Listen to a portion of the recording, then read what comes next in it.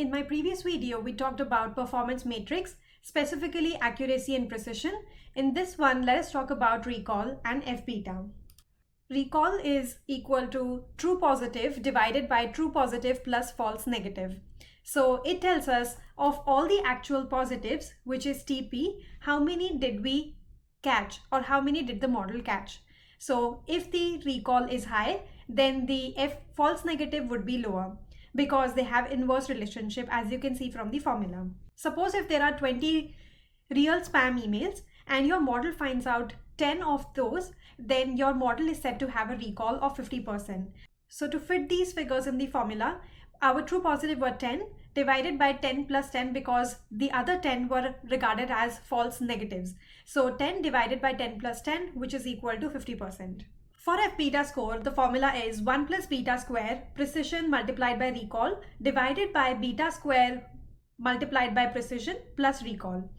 F beta score is for balance between precision and recall.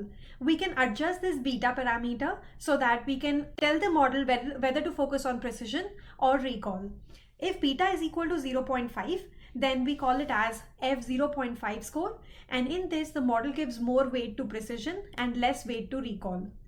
When beta is equal to 1, then the model gives balance weight between precision and recall, and it is called as F1 score.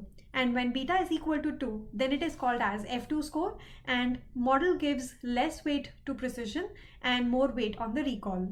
So F beta score lets you tune your model evaluation depending on what is more costly. Is missing a true positive more costly, which means lower recall most costly, or wrongly predicting a positive, that is low precision, costly? Depending on that, you can adjust the beta values and get F beta score. And lastly, to summarize, accuracy gives us the overall correctness. Precision tells us how many predicted positives were true.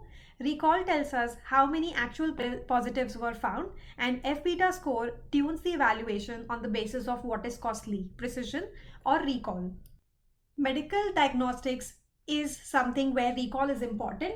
It is because if a model misses a disease diagnosis, that is, it gives a false negative, then the patient might not get treatment in time, which is detrimental. For spam or ham classification, precision is important.